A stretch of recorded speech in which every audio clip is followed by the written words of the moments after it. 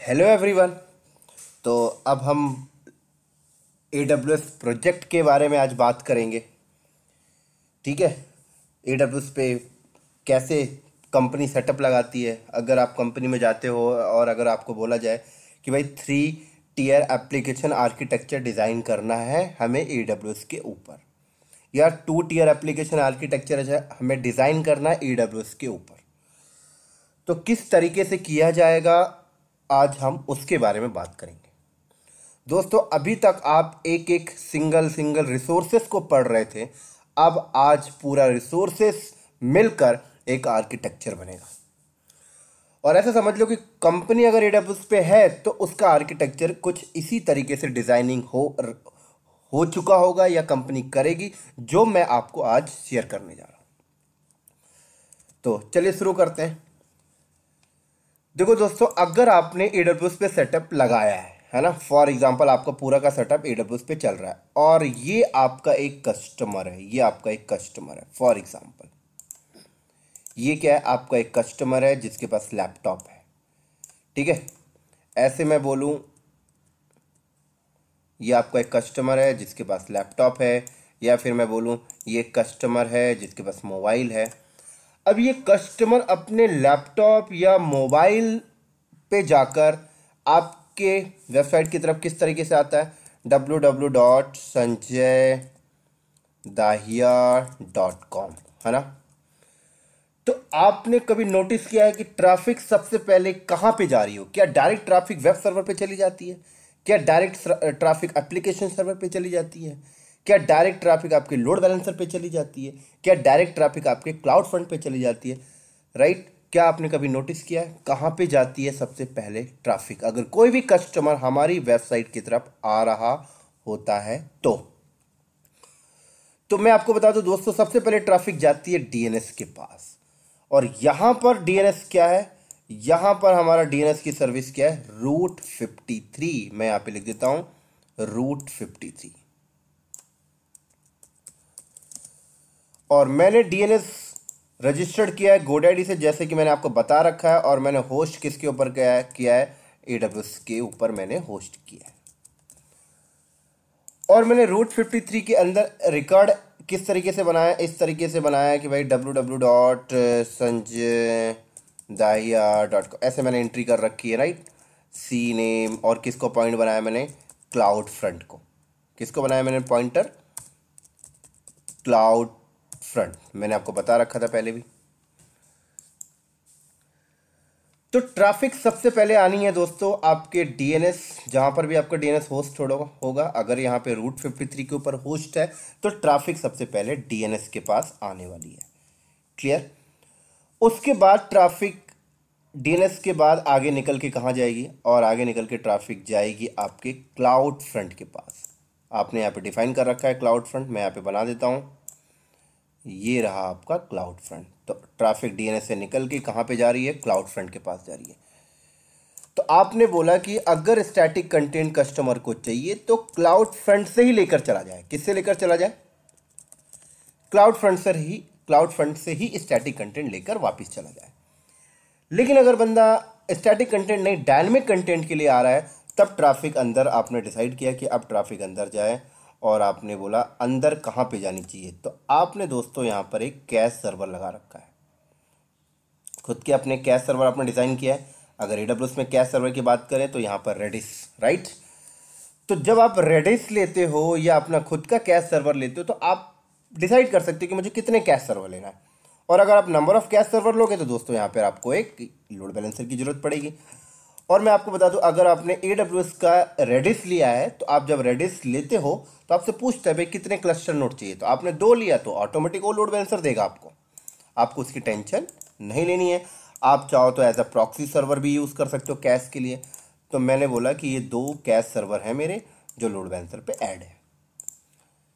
ये जो cash server है दोस्तों, ये डेटाबेस का कैश सर्वर है। यहाँ पे मैं लिख देता हूँ ये मेरा कैशिंग सर्वर है। क्लियर? तो कैशिंग सर्वर से कंटेंट मिल जाएगा, अगर क्लाउड फ्रंट से नहीं मिला तो कैशिंग सर्वर से मिल जाएगा। लेकिन अगर कैशिंग सर्वर में भी कंटेंट नहीं है, उसको एकदम लेटेस्ट कंटेंट चाहिए, तब दोस्तों ट्रैफिक आपकी अंदर जाएगी। और अब ट्रैफिक आपके अंदर जाएगी, और अंदर कहाँ पे जाएगी मैं आपको बता के चलता हूँ।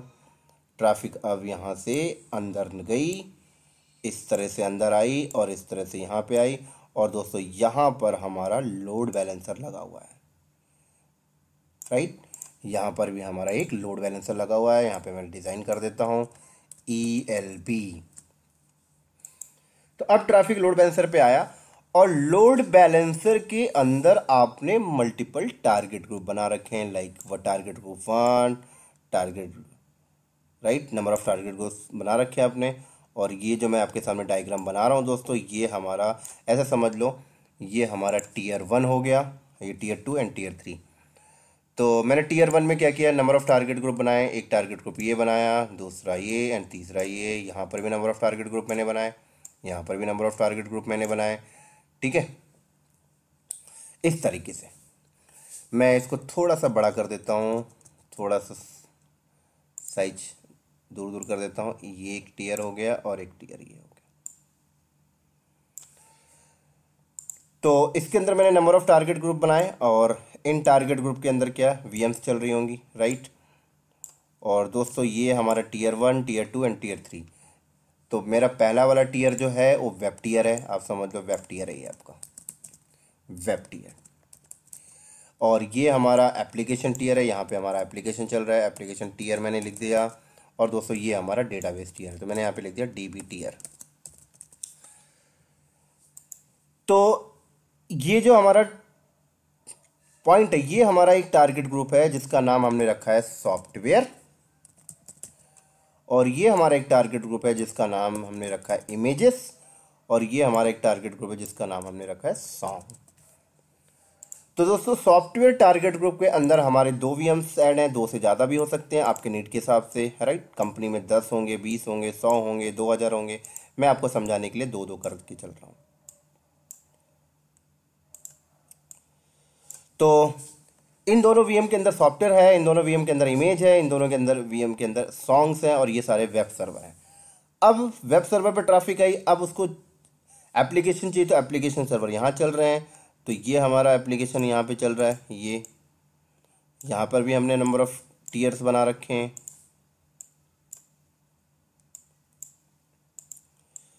तो ये हमारा वेब टीयर, ये हमारा वेब सॉफ्टवेयर टारगेट ग्रुप, ये हमारा इमेज टारगेट ग्रुप, ये हमारा सॉन्ग टारगेट ग्रुप, ठीक है। तो अब ट्रैफिक वेब पे आई, तो अब उसको एप्लीकेशन में जाना, तो एप्लीकेशन में कैसे जाएगी, तो हमने क्या किया, यहाँ पर एक और ELB हमने बीच में लगाया, हमने यहाँ पर एक और ELB बीच में लगाया दोस्तों। और उसके बाद हमने बोला कि भाई साहब ट्रैफिक डायरेक्ट नहीं जाना आपको एप्लीकेशन टीयर में, पहले ELB पे आओ, और ELB से फिर ट्रैफिक यहाँ पे जाने वाली है।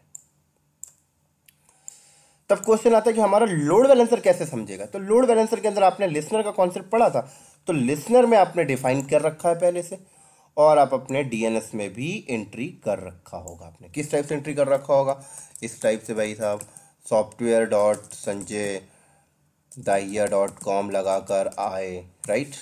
ऐसे आपने इमेज, ये भी आपने एंट्री कर रखा होगा DNS के अंदर, और आपने लिसनर में कंडीशन डिफाइन किया होगा कि अगर सॉफ्टवेयर लगा कर आए तो सॉफ्टवेयर ग्रुप की तरफ जाए, सॉन्ग लगा कर आए तो सॉन्ग ग्रुप की तरफ जाए, और ये लैब हमने कर रखी पहले से।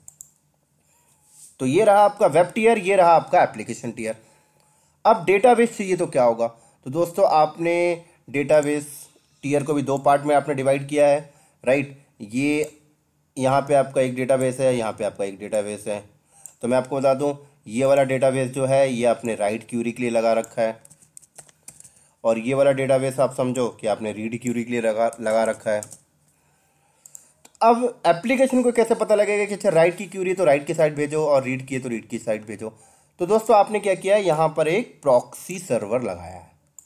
यहाँ पर क्या किया आपने, यहाँ पर आपने एक प्रॉक्सी सर्वर लगाया है। मैं यहाँ पे लिख देता हूँ प्रॉक्सी सर्वर,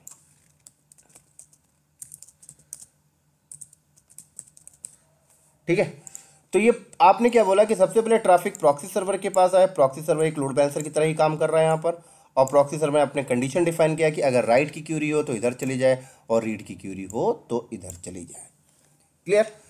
लेकिन अभी क्वेश्चन आता है यहाँ पर कि ये VMs कहाँ पे टिकी हुई हैं। तो दोस्तों ये VMs आपको पता है VPC पे टिकी हुई है, तो आपको फिर VPC भी चाहिए। तो आपने वीपीसी बनाया, फिर आपने वीपीसी का CIDR वैल्यू डिफाइन किया कि भाई हमने इस नेटवर्क से हमें वीपीसी सेटअप लगाना है। तो फिर आपने सबनेट भी बनाए होंगे नंबर ऑफ, राइट। तो आपने एक वेब सबनेट 1 आपने बनाया, राइट। आपने एक वेब सबनेट 1 बनाया। इसी तरीके से आपने एक वेब सबनेट 2 बनाया। मैं बताऊंगा अभी मैं दो क्यों बना रहा हूं, अभी आपको शेयर करता हूं। ये हमने बना लिया एक। ऐसे ही हमने एक एप्लीकेशन सबनेट बनाया, हमने एप्लीकेशन सबनेट 1, ठीक है। ऐसे हमने एप्लीकेशन सबनेट 2 बनाया हमने।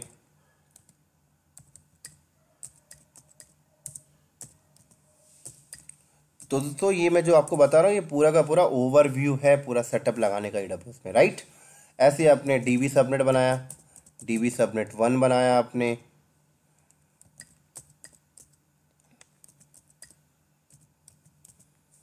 ऐसे आपने DB सबनेट 2 बनाया। तो दोस्तों आपने क्या किया कि आपका यहाँ पर जो VMs होंगी वेब टीयर पे, राइट।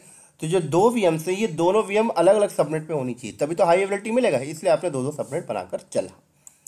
अब क्वेश्चन आती है भाई वेब सर्वर को इंटरनेट पे भेजना है, तो फिर आपने यहाँ पर IGW ले लिया दोस्तों। क्या ले लिया आपने यहाँ पर? IGW क्रिएट कर लिया। और जब आपने IGW क्रिएट किया तो आपका IGW क्या इंटरनेट से कनेक्टेड होता है, ये रहा इंटरनेट। तो अब आपको पॉइंट डिफाइन करने के लिए रूट टेबल चाहिए दोस्तों। आपने यहाँ पर एक रूट टेबल ले लिया और रूट टेबल का आपने नाम रखा web-rt, राइट। और आपने बोला कि भाई इस पॉइंट पे आप चले जाओ, लेकिन आप निकलोगे किससे? हमने बोला IGW। और किसको निकाल रहे हैं हम? ये दो सबनेट को निकाल रहे हैं हम। ये हमने एक सबनेट डिफाइन किया, ऐसे ही हमने दूसरा सबनेट डिफाइन कर दिया। क्लियर? तो हमारा वेब सर्वर क्या होगा, IGW के पास आएगा और इंटरनेट पे चला जाएगा। लेकिन अब क्वेश्चन आता है एप्लीकेशन सर्वर और DB सर्वर को भी इंटरनेट देना है, तो अब हम क्या करेंगे? नेट गेटवे लेंगे। जैसे आपने पढ़ रखा नेट गेटवे सिक्योर होता है, राइट। तो आपने जब नेट गेटवे लिया तो फिर आपको रूट टेबल भी चाहिए भाई रूट डिफाइन करने के लिए। तो आपने यहाँ पर क्या किया, एक और आपने रूट डिफाइन किया और आपने इस बार रूट टेबल का नाम रखा private-rt। आपने बोला भाई साहब आप भी चले जाओ इंटरनेट पे। अब आपको एक चीज़ ध्यान रखना है, जब आप नेट गेटवे को क्रिएट करोगे तो आपको उसे उस सबनेट में बनाना होगा जो सबनेट डायरेक्ट IGW की तरफ पॉइंट है। तो ये दोनों सबनेट पॉइंट है तो आप किसी भी सबनेट में बना सकते हो, है ना। ये चीज़ आपको ध्यान रखनी है। फिर आपने पॉइंट कर दिया नेट गेटवे, और उसके बाद आपने किसको किसको डिफाइन कर दिया? एप्लीकेशन और DB को। तो ये हमने डिफाइन कर दिया, राइट। ऐसी अगला भी हमने यहाँ पर डिफाइन कर दिया 10.0.3.0/24, राइट। और मैं इधर ऊपर लिख देता हूँ, मेरे पास जगह नहीं है तो मैं इधर ऊपर लिख देता हूँ, आप लोग समझ जाना।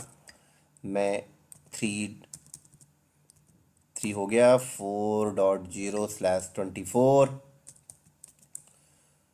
राइट। और उसके बाद मैंने एक और डिफाइन कर दिया।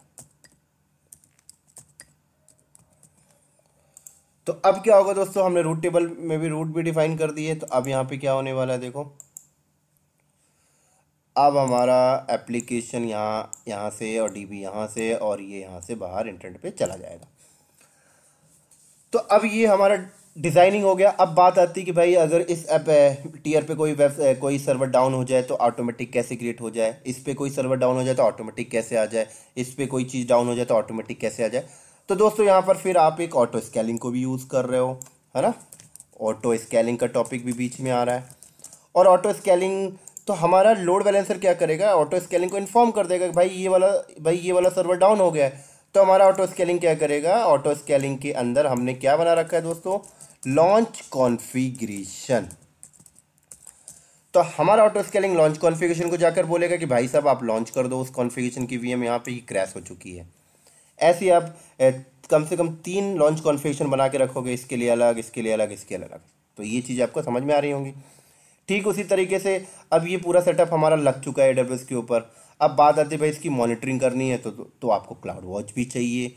फिर क्वेश्चन आता है कि भाई जब आप ये सेटअप वीपीसी वगैरह लगा रहे होगे तो आपको यहाँ पे सबनेट का भी आइडिया होना चाहिए, सिक्योरिटी ग्रुप का भी आइडिया होना चाहिए, एसीएल का भी आइडिया होना चाहिए। तो सारा कुछ आपको आइडिया होना चाहिए, तभी आप ये पूरा का पूरा वीपीसी वाला पोर्शन जो है वो आप सेटअप कर सकते हो। उसी तरीके से जब आप यहाँ पर वीएम डिप्लॉय करोगे तो आपको पता होना चाहिए भाई किस प्राइसिंग का वीएम लगाना है, उसका टाइप क्या होना चाहिए, प्राइसिंग ऑन डिमांड या कौन सा लगाना है, फिर वॉल्यूम किस टाइप का चाहिए, S3 बकेट किस टाइप का चाहिए। तो ये यहाँ पर सारी चीज़ें पूरी आ चुकी हैं जो आपने एक एक रिसोर्सेज पढ़ा था। उसी तरीके से फिर बात आती है कि भाई बहुत बड़ा सेटअप हो चुका है, अब यहाँ पे मल्टीपल टीम्स काम कर रही है, तो आईएम का टॉपिक भी बीच में आएगा। भाई परमिशन देना है, रोल डिफाइन करना है, राइट। उसके बाद बात आती है भाई ये पूरा का पूरा सेटअप हमें ऑटोमेशन करना है, तो फिर क्लाउड फ्रंट भी बीच में आ जाएगा, टेराफॉर्म भी आ जाएगा इस पे बीच में। फिर बात आती है कि भाई ये वीएम, इनमें से जो यहाँ पे 100 वीएम चल रही है, 100 में से रात पे 20 वीएम यूज़ नहीं होती, उसको शट डाउन करना है, तो भाई साहब लामडा भी आपका आ जाएगा, राइट। यहाँ पे क्लाउड फ्रंट भी आ गया। तो यहाँ पर देखा जाए तो ये आपका पूरा का पूरा सेटअप आ गया। तो दोस्तों मैं आपको ये बताना चाहता हूँ कि ये एक कंपनी जब AWS पे सेटअप लगाई है तो उसका स्ट्रक्चर 90% ऐसा ही होगा, 90% ऐसा ही होगा, राइट। तो आपको ध्यान रख के चलना है कि ये एक एप्लीकेशन आर्किटेक्चर की डिजाइनिंग है जो मैं आपको शेयर करके चल रहा हूँ। अगर आपने ये डिजाइनिंग अपने दिमाग में बैठा लिया तो आप समझ लो आपका इंटरव्यू क्लियर हो जाएगा AWS में। तो एक और पॉइंट मैं आपको बता दूं, हम AWS में जो अभी तक पढ़ रहे थे ना, वो एक एक रिसोर्स पढ़ रहे थे। हमने EC2 पढ़ा, S3 पढ़ा, वॉल्यूम पढ़ा, लोड बैलेंसर पढ़ा, एक एक रिसोर्स पढ़ रहे थे। अब हमने क्या किया, ये पूरा का पूरा सेटअप कंबाइन करके लगा दिया। तो आई होप ये आपको समझ में आ रही होगी। अगर आपसे कोई इंटरव्यू पूछता है कि भाई आपको एप्लीकेशन आर्किटेक्चर का आइडिया है AWS पे, तो आपको ये पिक्चर माइंड में ध्यान रखनी है, राइट। ऐसे बहुत सारी चीज़ें इसके अंदर आती हैं जो हमने हमारे कोर्स के पार्ट में नहीं है, बहुत सारी चीज़ें, बट एक ये जो मैं आपको बता रहा हूँ एक मेजर चीज़ है, एक बेसिक चीज़ है। इनके बिना तो सेटअप, इनके बिना तो कुछ होना ही नहीं है क्लाउड पे, ऐसे समझ लो। अगर आप क्लाउड पे जा रहे हो और अगर आपको इन सब कुछ चीज़ का आइडिया नहीं है तो कोई फ़ायदा नहीं। तो बेटर है कि आप भाई साहब आप इन सब चीज़ों को ध्यान में रखो। और मैं आप लोगों से रिक्वेस्ट करना चाहता हूँ कि आप ये लैब भी करो, राइट। अगर मुझे टाइम मिलेगा तो मैं इसका एक लैब भी बना के डाल दूंगा, बट बहुत ही लंबा लैब है, राइट। क्योंकि मैंने जब इसका लैब बनाया था पूरा का पूरा सेटअप, तो मुझे कम से कम 4 घंटे लग गए थे, राइट। तो अगर मुझे टाइम मिला तो मैं इसकी लैब भी डालूंगा, लेकिन मुझे उम्मीद है कि आप कर लोगे, क्योंकि मैंने हर एक रिसोर्सेज को बहुत ही डेप्थ में आपको पढ़ाया है। और यहाँ पर कुछ भी नहीं है, आपको रिसोर्सेज को थोड़ा सा आपको लॉजिक लगाना है और रिसोर्सेज आपको कंबाइन करके सेटअप लगाना है, बस। और अगर आप इतना कर लोगे तो आप समझ लो AWS पे आप 70% एक्सपर्ट हो चुके हो। अगर आपने ये अपना ये पूरा का पूरा सेटअप आपने खुद से कर लिया AWS पे, तो आप समझ लो आप क्या पूरा 70% आपने एक्सपर्ट हो चुके हो। फिर आप इंटरव्यू में जाओगे तो आप एक्सपीरियंस वाले आंसर दोगे दोस्तों, एक एक्सपीरियंस का बंदा जैसे आंसर देता है। तो मुझे उम्मीद है कि आप ये ज़रूर करोगे। और अगर आपको करते टाइम कोई डाउट्स हो तो मुझे ज़रूर बताना, मैं आपकी हेल्प करूँगा। तो चलो ठीक है, फिर मैं यहीं पे ऑफ करता हूँ और नेक्स्ट लेक्चर में हम मिलेंगे। हमारा अगला टॉपिक जो होगा ऑटोमेशन पे होगा, AWS ऑटोमेशंस, AWS DevOps, इनमें हम बात करेंगे। क्लियर? तो चलो बाय बाय दोस्तों। और अगर आपको ये वीडियो अच्छा लगा हो तो आप अपने दोस्तों को शेयर करो, राइट, लाइक करो, कमेंट्स करो और सब्सक्राइब करना मत भूलना। चलो बाय बाय।